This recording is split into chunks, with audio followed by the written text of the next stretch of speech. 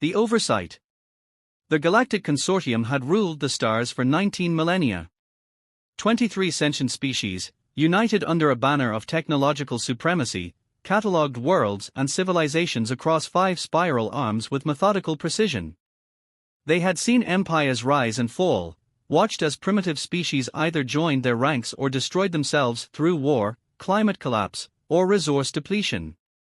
The pattern was predictable, measurable, and, above all, controllable. They had no fear of the stars. With technological prowess bordering on divine, their massive cityships drifted between solar systems like pearls on invisible strings. Their quantum communications network connected minds instantly across vast distances. Their energy weapons could reshape planetary crusts on a whim. Among the countless developing worlds in their census was a small blue-green planet designated Sol 3. Unremarkable except for its biodiversity and the peculiar bipedal species beginning to harness the atom and venture beyond their atmosphere. Overseer Valnath of the Observation Corps adjusted his crystalline exoskeleton as he prepared the Centennial Report on Sol 3. His phosphorescent eyes scanned the holographic data hovering before him: atmospheric composition readings, technological development markers, sociopolitical analysis, all thoroughly documented by the observation post stationed beyond the orbit of the primitive world's outermost planet. Another assessment of the humans, asked Senior Analyst Ezreal, her gelatinous form rippling with mild curiosity as she entered Valnath's chamber. Yes, Valnath replied, his voice a melodious series of harmonics. They remain a Level 2 pre-contact civilization. They've established rudimentary outposts on their moon and neighboring planet, but their advancements are hampered by political division and resource conflicts. Ezreal extended a translucent tendril toward the holographic display, studying the images of human cities, vehicles, and conflicts. Recommend continued observation. Of course, Valnath said. They show potential, but their self-destructive tendencies suggest an 83% probability of societal collapse within the next century. Standard protocols apply: no contact until they achieve unified planetary governance or destroy themselves.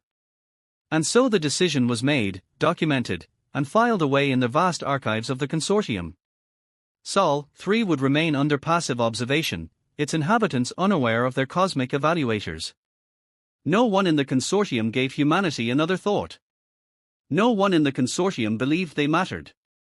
That was their first mistake. Jaden Wells stood in the underground laboratory beneath the Antarctic ice shelf, his dark eyes fixed on the alien technology spread across the examination table. What the public believed was a meteorite recovered from the Weddell Sea 8 years ago was, in fact, a damaged observation drone. Its discovery had changed everything. Any progress with the quantum resonance matrix? Asked General Petra Novak, her weathered face illuminated by the soft azure glow emanating from the alien device. We've successfully replicated the field generation principles, Jaden replied, not looking up from his work. Our version is bulkier and less efficient, but it works. He finally looked up, his expression hardening. We've confirmed what we suspected, General. We're being watched, categorized, and dismissed. General Novak nodded grimly. Then Operation Phantom proceeds as planned. All major powers are on board. Even North Korea and the Southern Alliance. Even them, Novak confirmed with a thin smile. Nothing unites humanity quite like discovering we're being observed like microbes in a petri dish. Dr. Naomi Hiroshi entered the laboratory, her tablet displaying classified schematics. At 43, she was the world's foremost expert in quantum physics and had been appointed director of Project Phantom. The Security Council has approved full implementation, she announced. We move to Phase 2 immediately. Jaden raised an eyebrow. Full global cooperation? No holdouts. For the first time in human history, Naomi confirmed, we have a secret that everyone agrees is worth keeping. The surface-level technologies will continue developing at their expected pace: conventional rockets, modest climate initiatives, predictable telecommunications advancements, but our real work. She gestured to the alien artifact. This stays completely dark. A technological sleight of hand, General Novak nodded approvingly. Make them see what they expect to see. Exactly, Naomi replied. We have one advantage: they underestimate us. And we're going to leverage that until we're ready to show them exactly how wrong they are. 20 years passed, then 40, then 60. On the surface, Earth continued its predictable trajectory. Nations squabbled over resources and borders. Climate accords were signed with much fanfare, then quietly ignored when economically inconvenient. Conventional rockets launched satellites and modest interplanetary missions. The first permanent Mars base was established with great publicity, a pressurized dome that housed 30 researchers in Spartan conditions. The consortium observation posts recorded it all, filing reports that confirmed their initial assessment: humans were clever but fatally flawed, trapped in cycles of conflict and short-sighted thinking. But beneath the surface, beneath the oceans, within hollowed mountains, in the shadowy craters of the far side of the moon, humanity was transforming. The reverse-engineered quantum technology from the alien drone had been just the beginning. Once scientists understood the fundamental principles, innovations exploded across every field. Gravity manipulation, matter synthesis, energy generation orders of magnitude beyond fossil fuels or nuclear fission. And most importantly, propulsion systems that could bend spacetime itself. Admiral Darian Cruz stood on the observation deck of the ESS Spectre, Earth's first true interstellar vessel, hidden within the massive underground shipyard beneath Olympus Mons on Mars. The official Mars base was merely a distraction, a theatrical set piece to maintain the charade for their cosmic observers. Final systems check complete, Admiral, reported Commander Olivia Jong, her voice carrying the weight of 2 decades dedicated to Project Phantom. All 27 vessels report ready status. Ghost protocol is active across the fleet. Cruz nodded, studying the tactical display. The Ghost protocol was humanity's crowning achievement, a combination of advanced stealth technology and quantum field manipulation that rendered their ships virtually undetectable to consortium sensors. And our first target, she asked, though she already knew the answer. Observation Post Epsilon, replied Jong. Located in the Kuiper Belt. Minimal crew of 4 consortium scientists. Standard rotation cycle means their next supply ship isn't due for another 60 days. Admiral Cruz took a deep breath. This is the point of no return, Commander. Once we move against even a small consortium outpost, we're committed. The United Earth Council was unanimous, Admiral, Jong said firmly. We've spent 6 decades preparing while they've watched us like lab rats.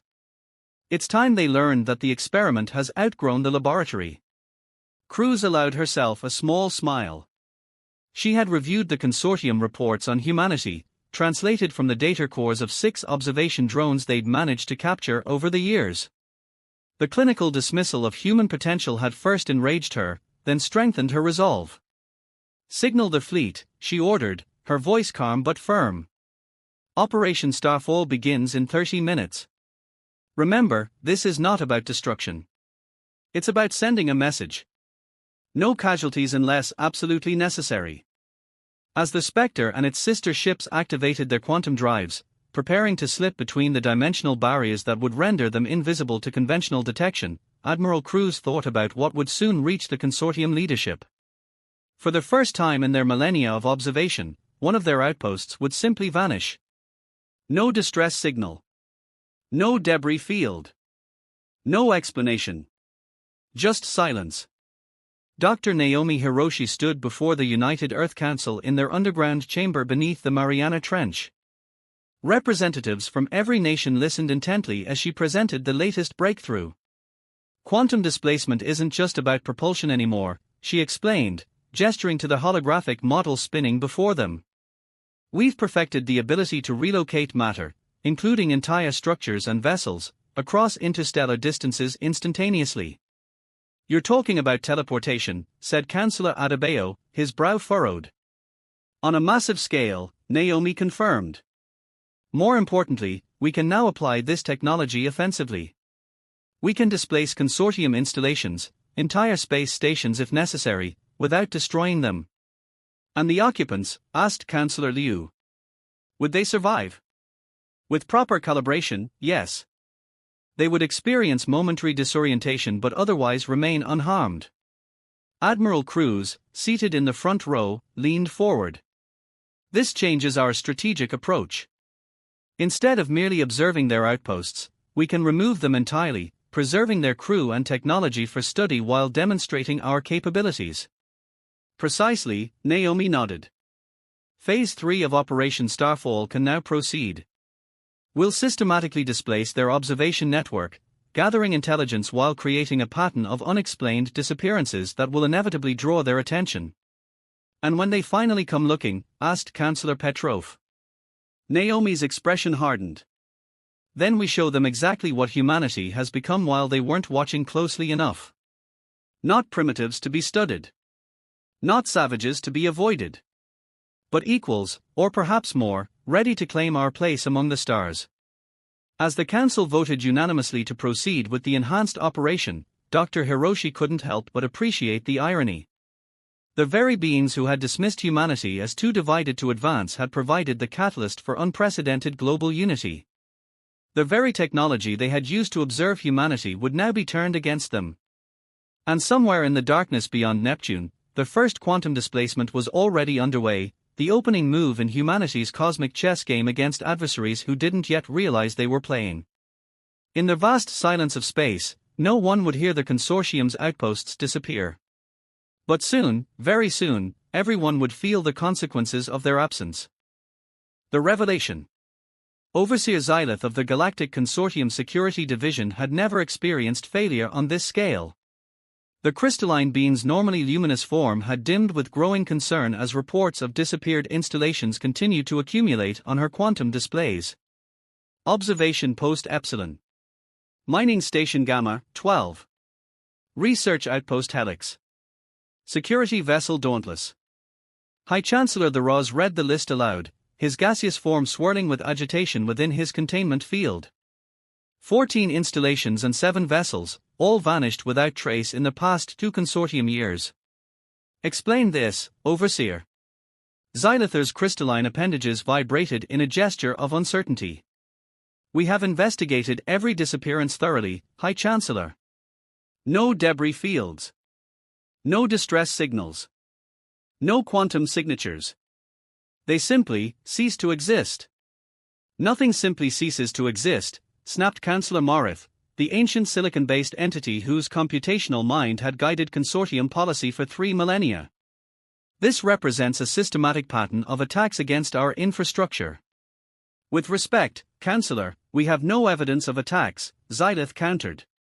Our security networks detected no weapons signatures, no approaching vessels, no unusual energy readings before communications were lost. Then what is your explanation? The Roz demanded. Xylith hesitated. The only logical conclusion is that we face an adversary with technology capable of defeating our detection systems. The council chamber erupted in dismissive gestures and sounds from the various species present. The very suggestion seemed absurd. The consortium's technological superiority had gone unchallenged for thousands of years. And who possesses such technology? Asked the Roz. The Voidborn have not been encountered in 15 millennia. The crystalline collective entered hibernation 3 centuries ago. No other advanced civilization exists within range of these incidents. There is another possibility, interjected Overseer Valnath, his voice unusually subdued. The pattern of disappearances began near the Sol system. A moment of silence fell over the council. Sol, 3. Earth. Morither's crystalline structure pulsed with what might have been laughter. The primitive humans. They've barely established a foothold on their neighboring planet. Their propulsion technology is chemical-based. They have no unified governance. They are centuries from achieving interstellar capabilities. Valnath projected a holographic star map highlighting the pattern of disappearances. The incidents began with observation post Epsilon, which monitored Sol, 3, and have expanded outward in a spiral pattern. If we extrapolate from this pattern, the hologram shifted, displaying a projection. The incidents are moving steadily toward consortium core worlds. You suggest primitives have somehow leapfrogged millennia of technological development without our knowledge. Theros' gaseous form swirled skeptically. I suggest, Valnath replied carefully, that perhaps we have been watching what they wanted us to see. Before the debate could continue, the chamber's quantum communications array activated simultaneously with every other communication device in the vast ring station that served as the consortium's capital. Displays flickered, holographic projectors reset, and emergency protocols initiated automatically. A single image appeared before the stunned council: Earth, a simple blue-green sphere rotating slowly against the blackness of space. Then the image pulled back, revealing more. Thousands more. Ships. Sleek, midnight black vessels of unfamiliar design arranged in a perfect sphere around the consortium capital. The defense fleet that should have protected the station was nowhere to be seen. A voice spoke, translated instantly into all consortium languages. Greetings from Earth. I am Admiral Darian Cruz of the United Earth Fleet. We apologize for the unannounced arrival, but after centuries of being observed without consent, we thought it only fair to reverse the roles. 3 hours earlier, Admiral Cruz stood on the command deck of the ESS Spectre, now the flagship of humanity's first interstellar Armada. The massive view screen showed the distant light of Consortium Prime, the artificial ring world that served as the political center of galactic power. All vessels report ready status, Admiral, announced Commander Zhang. Ghost Protocol is functioning at optimal efficiency. Quantum displacement generators are charged and calibrated. Cruz nodded, studying the tactical display. 427 ships, the combined might of Earth's hidden fleet, now positioned at the edge of the consortium core systems. For 60 years, they had methodically studied, tested, and perfected their approach. For the past 3 years, they had systematically neutralized consortium observation posts, gathering intelligence while creating a pattern that would inevitably draw attention. And our diplomatic team. Ambassador Hiroshi and her delegation are prepared, Zhang confirmed. The quantum communications array is synchronized across all vessels. Cruz's gaze moved to the tactical hologram displaying the consortium's defensive perimeter, 87 warships arranged in standard formation around the capital. Commence Phase 1, she ordered. Throughout the fleet, quantum displacement generators activated simultaneously. Energy cascaded through specialized emitters, creating dimensional rifts that enveloped each consortium vessel. One by one, the defenders disappeared, not destroyed, but relocated to a secure holding position 10 light-years away where they would remain in stasis until diplomatic negotiations concluded. Defensive fleet secured, reported the tactical officer. No casualties. Stasis fields are stable. Cruz allowed herself a moment of satisfaction. Phase 2. Deploy the Armada. The Earth fleet moved with perfect synchronization, slipping through dimensional boundaries to reappear in a perfect sphere around the consortium capital. 400 vessels arranged in a geometric pattern that was both a strategic formation and a message: we surround you completely. We are in position, Admiral, Zhang reported. The consortium has detected our presence. Their internal systems are activating emergency protocols. Cruz straightened her uniform. Open the quantum channel, Commander. It's time for Earth to formally introduce itself to the galaxy. The Consortium Council chamber had descended into chaos. Security barriers slammed into place as evacuation alarms blared. Defense systems initiated automatically, though sensors reported they were already neutralized. Through it all, Admiral Cruz's voice continued, calm and measured. Please remain calm. If we had wished to attack, we could have done so without announcing our presence. Instead, we come to open diplomatic relations as equals, not as specimens under your microscope. High Chancellor the Ruz rose to his full height, his containment field pulsing with formal authority.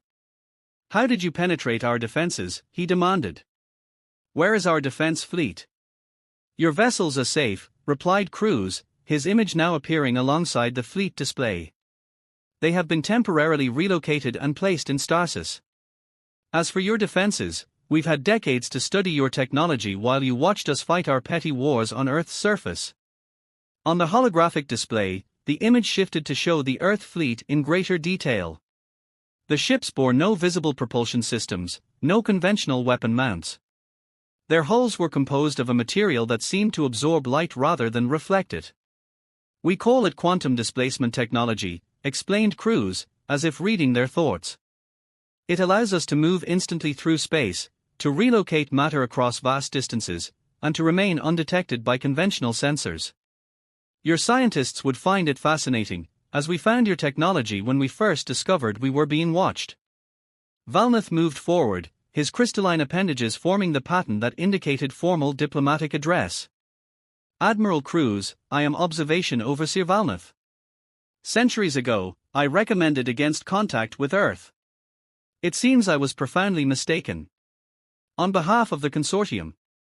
With respect, Overseer, interrupted a new voice as another human figure appeared beside Cruz. We are not here to receive your belated welcome. Dr. Naomi Hiroshi, now Ambassador Hiroshi of United Earth, stood with quiet dignity. Though nearly 90 years old, her posture remained straight, her eyes sharp with the intelligence that had guided humanity's secret renaissance. For millennia, the consortium has observed developing civilizations, she continued, judging them worthy or unworthy of contact based on your own criteria. You have appointed yourselves the gatekeepers of the galaxy, determining which species may join your community and which must remain isolated. Her expression hardened slightly. Earth was judged and found wanting, too primitive, too aggressive, too divided. We were expected to either destroy ourselves or conform to your expectations of proper development. We chose a third path. The holographic display shifted again, this time showing the locations of all the missing consortium installations. Each one surrounded by a small contingent of Earth vessels. Your missing outposts and ships have not been destroyed, continued Hiroshi. They've been relocated. Their crews are unharmed and well treated. Consider them guests rather than prisoners, though their return depends on the outcome of our discussions. High Chancellor Theros' gaseous form swirled with barely contained indignation. You threaten us with hostages. We offer you perspective, Hiroshi corrected. For centuries, you have observed us without our knowledge or consent. You have judged our civilization without understanding it. You have dismissed our potential based on surface observations. Now, we ask you to experience what it feels like to be studied without permission.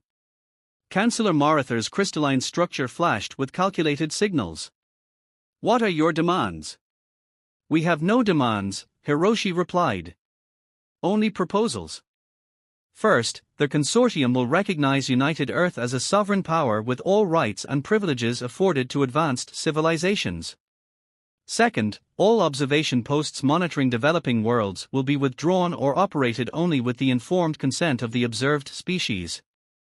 Third, the consortium will establish an oversight council where representatives from all civilizations, not just your 23, have equal voice in determining galactic policy. You wish to dismantle the very foundation of galactic order that has maintained peace for 19 millennia. The Raz asked incredulously. We wish to transform it, Hiroshi corrected. From hierarchical judgment to mutual respect. From secret observation to open dialogue. From isolation to cooperation. Admiral Cruz stepped forward again. You have 24 Earth hours to consider our proposals. During this time, we will maintain our position around your capital. We hope for a peaceful resolution, a new beginning for all galactic civilizations. As the transmission ended, the council chamber remained silent for several moments. The implications were staggering, not just the sudden appearance of an advanced human fleet, but the fundamental challenge to the consortium's millennia-old approach to galactic governance. Valnath was the first to speak. High Chancellor, we have severely misjudged humanity.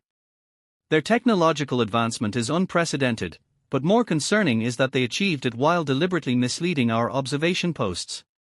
A species-wide deception spanning generations, Marath mused, a note of reluctant admiration in his harmonic voice. Remarkable. What options do we have? Demanded the Raz. Our defense fleet is neutralized. Our capital is surrounded. Our outposts are captive. We have the option to listen, Valnath suggested quietly. To recognize that perhaps our approach to developing civilizations has been flawed. You propose we simply surrender our authority. Theros' gaseous form swirled angrily. I propose we evolve, Valnath countered.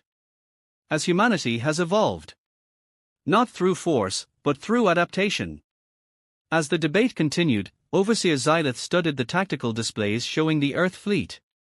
Their position was perfect, not just militarily, but symbolically. They had not destroyed a single consortium vessel or installation, yet had neutralized the consortium's entire defense network. They had not harmed any consortium citizens, yet held hundreds as guests. It was, Xylith realized, a masterclass in asymmetric diplomacy. Humans had not just developed advanced technology, they had developed a strategic mindset that the consortium, in all its ancient wisdom, had failed to anticipate. For 19 millennia, the consortium had ruled the stars without fear. Now, in the shadow of Earth's unexpected Armada, the mighty galactic consortium found itself experiencing something entirely new: humble silence. And in that silence lay the seeds of a transformed galaxy, one where humanity would take its place not as subjects to be observed, but as equals with a unique perspective to offer. The stars had not vanished. But the old order certainly had.